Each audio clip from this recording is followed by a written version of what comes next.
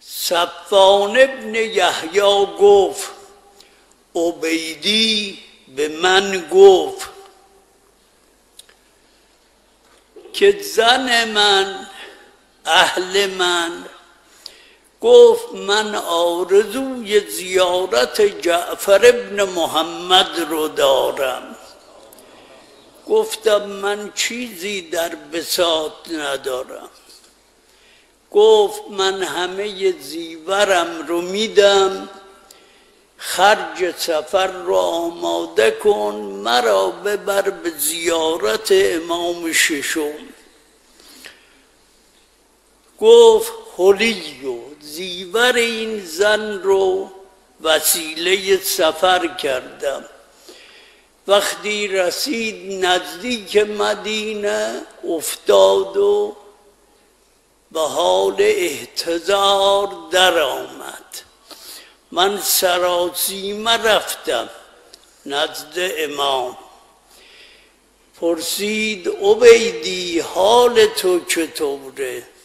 گفتم آمدم با اهلم برای زیارتت، اما ماجرا اینه.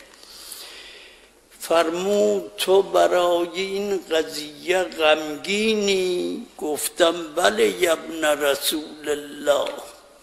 فرمود الان برو، زن تو نشسته، اون زن خدمتگار داره فلان غذا رو به کامون میگذاره.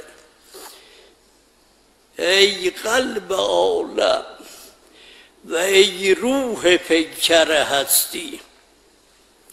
گفت سراسیمه حرکت کردم، رفتم دیدم زن در کمال سلامت نشسته، همون طوری که گفته بود. زن خدمتگزار هم همون غذا رو به او میداد.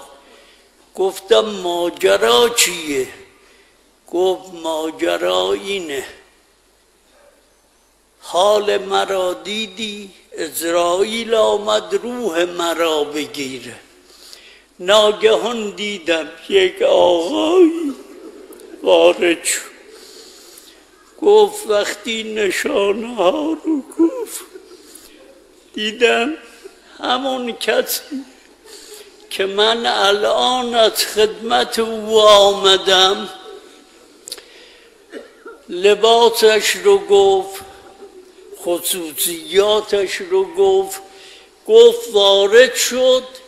تا وارد شد عزراییل سلام کرد. وقتی سلام کرد اون آقا به عزراییل فرمود مگر تو مأمور نیستی به اطاعت ما؟ گفت بلا ایها الامام. تعبیر عزراییل همین بود، بله ای امام من مأمور به اطاعتت هستم. فرمود من به تو امر می کنم برو تا 20 سال دیگر به سراغ این زن نیا.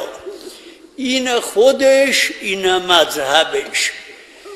اون زن زیورش رو فروخت که به زیارتش بیاد. این جور جدا شده.